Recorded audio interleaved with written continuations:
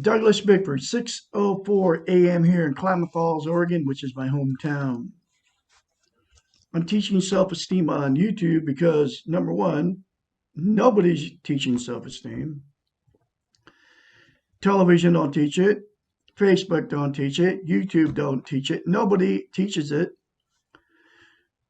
Number two, nobody tells you how to get self-esteem. Everybody talks around it.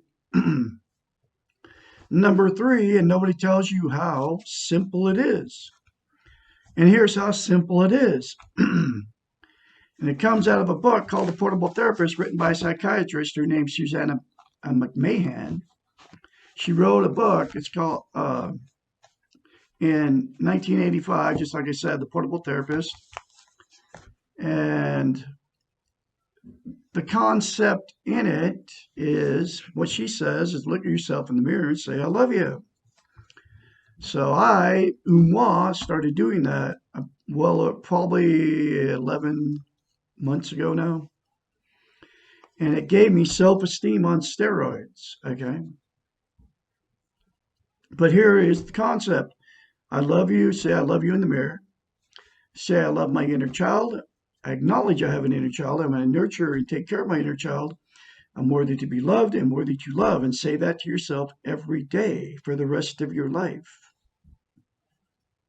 That's it. That'll give you self-esteem on steroids. That's how simple it is. You can Google search self-esteem, and I just did it. Nobody is teaching it. Nobody tells you how to get it. They just tell you what it is. Self-confidence, self-worth, self-love. It's how you feel about yourself inside. And so, and I'm teaching it because I got in a toxic relationship because of no self-esteem. I had no self-esteem because I was sexually, emotionally, physically abused as a child by my parents. I carried that my whole life. I stuffed all that pain up until 19 February 2021. I started talking about it here on YouTube. Okay. And I didn't stuff it anymore. Then I started attaining self-esteem February of 2021. Because I started doing that, a mirror concept, I call it mirror therapy. She doesn't even call it that. I started doing that, and I kid you not, like within 2 months after I started doing that, I was like, whoa. And I started feeling it when I started going around people. I didn't feel it until I got around people. I was like different around people. More sociable. I would talk to people. I would just like, almost felt like I was stoned or something. But I quit, or how you get that warm, fuzzy feeling when you drink. It makes you more sociable when you drink and you get that, the alcohol makes you so you can talk to people, and all that. But anyway, almost like that feeling, but no side effects except for happiness. It's like it gives you energy and stuff. But that's how it feels, okay? And once you attain self-esteem, and that's what I noticed, and I didn't notice it until I went to grocery outlet in La Pine, Oregon. I end up in an RV park in Christmas Valley, Oregon, after I left my wife on 2nd of November 2020. A toxic relationship. It was a terrible relationship. The whole time I got into it. I got into it in 2017, May of 2017. I put an ad on Craigslist, even though I had everything in Spokane, Washington. Thriving hot dog business, military retirement coming in, $35,000 in a safe in my house that I paid cash for in a beautiful manufactured home park in Spokane, Washington. One of the nicest ones, called Cascade Manufactured Home Community, probably. It's probably one of the nicest ones. Anyway, I had 2001 Marlette, 3 bedroom, 2 bath, 4 cars, thriving hot dog business in front of the courthouse for 9 years, 35 grand in silver in my safe, just everything, but didn't make me happy, didn't make me content. Those 3 things in the mirror will make you content.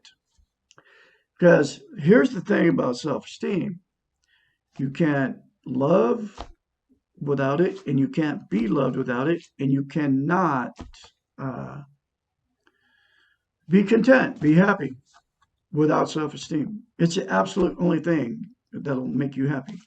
And how you can be content, and what you do to try to be content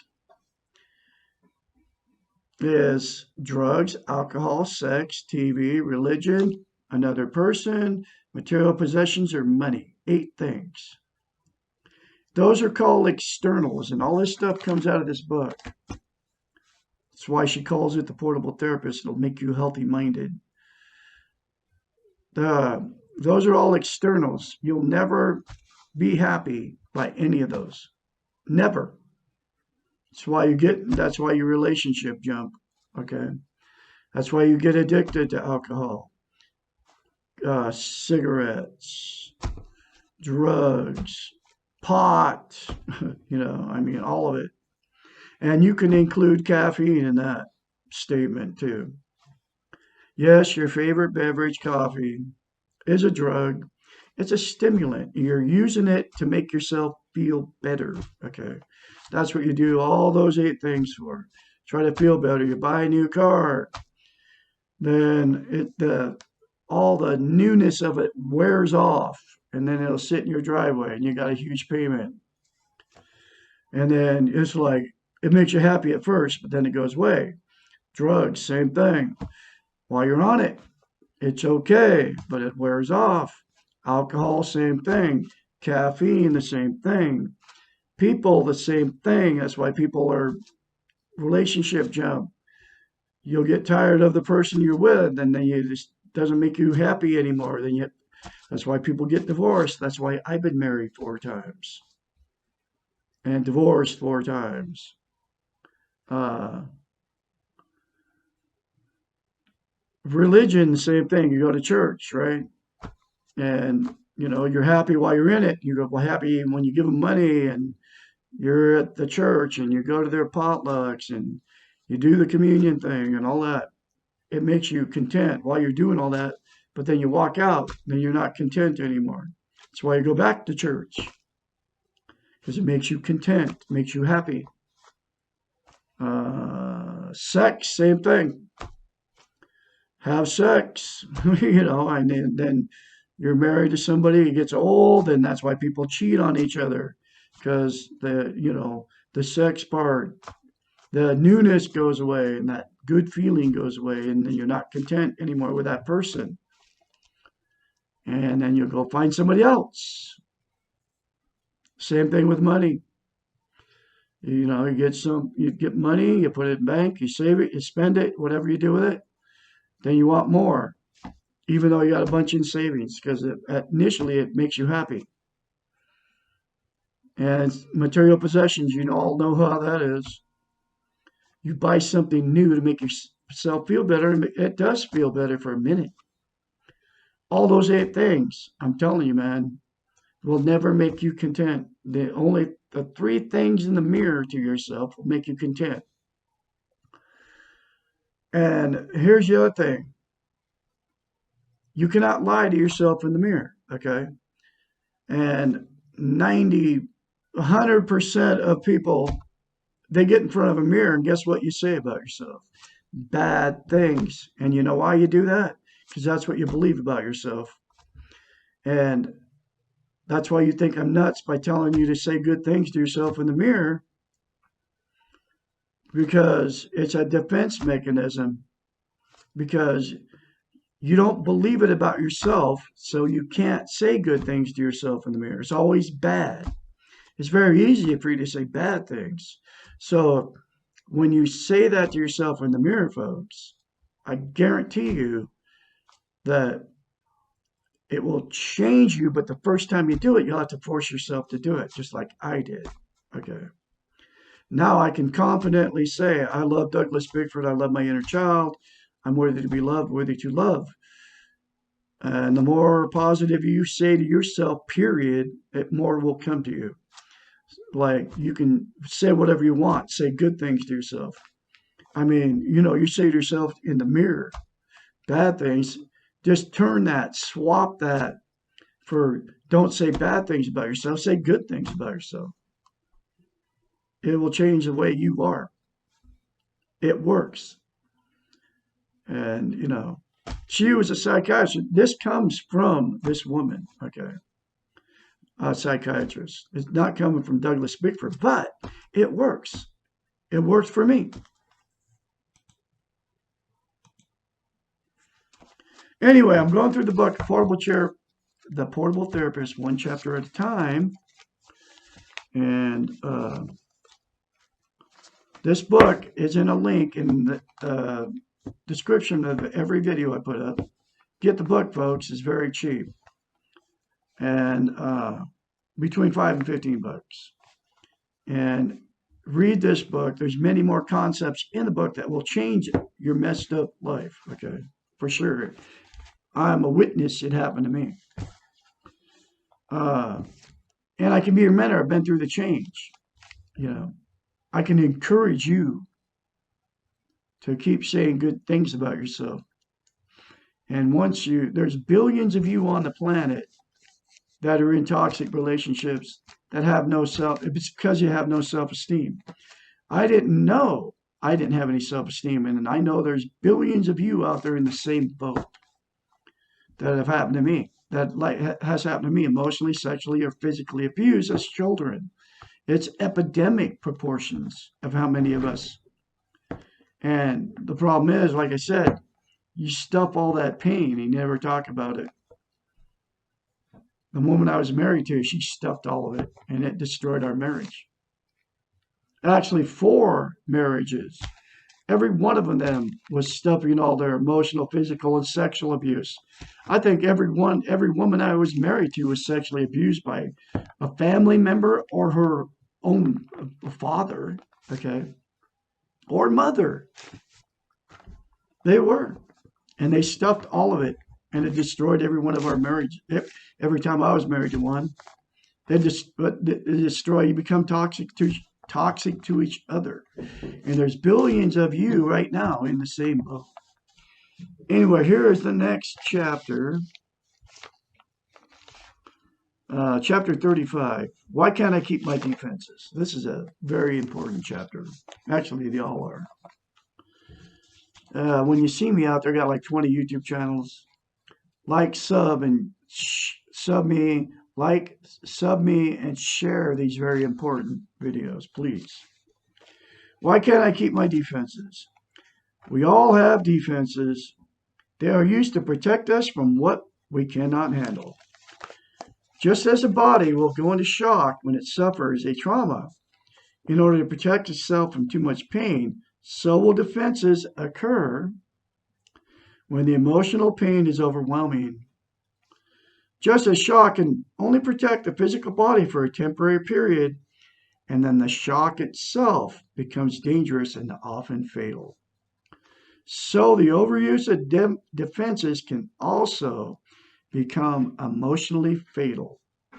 Dependence on our defenses can be addictive, and like all addictions, can stop us from experiencing the reality of our lives.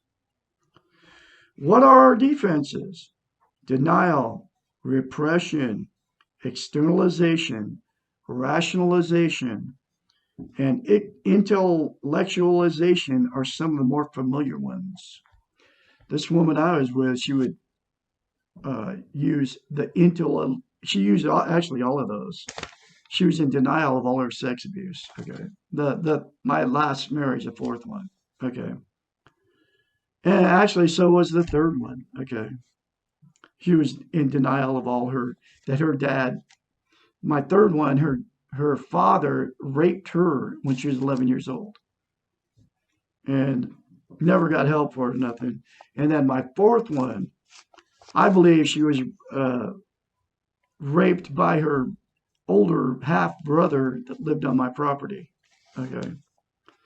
But she even told me, I'll never tell you stuff I've done, right? And she told me she stuffs everything, she said. And I was like, wow. That was like within the first 4 months of our marriage. And I was like, wow. After about 2 months, I knew I was in a bad relationship. And I lasted 3.5 years, okay, in it. Never again. I've been free and clear of toxic relationships for over a year because I have attained self esteem because of the mirror concept and because of getting this book and continuing to further educate myself by this life changing book here by a psychiatrist.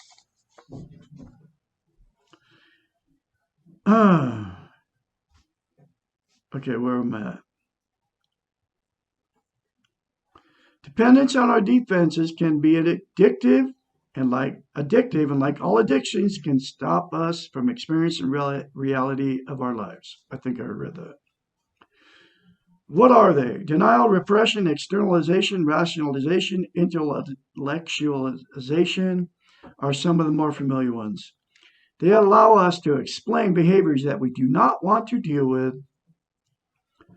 They help us produce a facade for ourselves and for others when we do not want to see the things or accept things as they really are. They tend to cover life and excuse the unpleasantness of our behaviors and our thoughts and our feelings. We use them when we do not want to deal with our imperfections and those people we care about. We use them to avoid the fact that life is painful, death is present, and that we all have a dark side, which we do not like. We become defensive when we have to admit that we are not perfect, that life is not fair, and when we are feeling weak and helpless. And the more we use them, the more we need them. As with any drug, they soon take over, and we may discover that we cannot operate without them. They become unconscious habits. What is the antidote? Well, one of the antidotes is those three things in the mirror to yourself every day, folks, for the rest of your lives. Now, that's one antidote to stop using them, okay, your defenses. How can we stop using defenses that we are not always conscious of having? First, take responsibility for yourself. Accept that you're human and cannot be perfect. You make mistakes, and you have a dark side, a shadow self. Sometimes you do bad things, stupid things, and painful things. We all do. One of the great ironies of life is that the people who know us best know our dark side and see past the facade. Another irony is that once we admit to our secret shadow side, it loses most of its power over us. Being responsible for yourself is one way to admit that you are aware of your faults. Because the defenses operate to avoid the pain of reality, the second way to stop needing them is to accept the pain. You cannot deny or repress or rationalize something that you admit to and accept. Acceptance produces the necessary strength to ride through the pain. It's like I went through a devastating year and I'm still in pain from leaving that woman. I fell in love with this woman. I was with her for 3.5 years and I had to ride through that pain, man.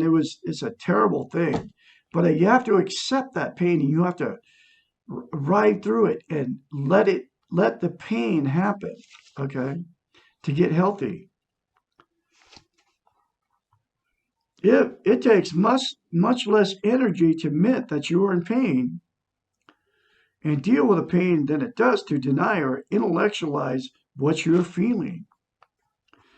It is not a weakness to feel pain. It is human. I mean, I've been in a lot of pain my whole life. Sexually abused, I stuffed all that pain as a child for 65 years, like I said, until I started talking about it on YouTube here. And just like going through the pain of this, my last wife, okay, I'm still accepting the pain. I still have painful moments. I sit there and I'll go back and think about something that was said or done, okay. And I just have to accept it. That's the way it is. But I had to be away from her. I mean, it's like we were toxic to each other because neither one of us had self esteem.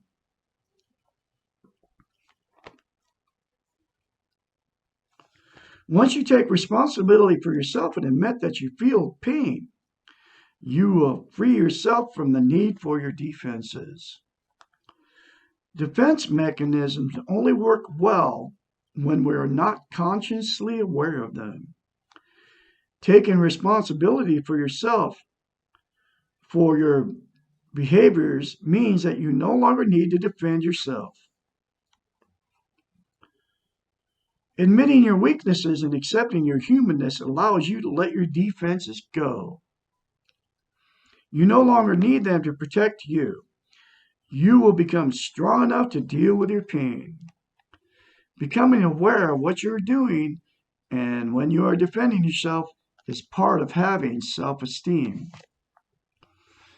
And self-esteem means letting go, not keeping the things that stop us from knowing ourselves, such as our defenses. And that, like, I'll say it again, the 3 things in the mirror to yourself daily take you 10 seconds. A day in the mirror will give you self-esteem, and that will, like she just said, it'll let you know yourself, and it'll let you know what's going on with your defenses, so you'll be aware of your defenses. Because defenses are very bad, just like this whole chapter said. Anyway, I can be your mentor one more time. My phone number, 458-232-5238. You can contact me anytime. And I can encourage you when you start saying those 3 things to yourself in the mirror. Remember, you're born good. You will leave good.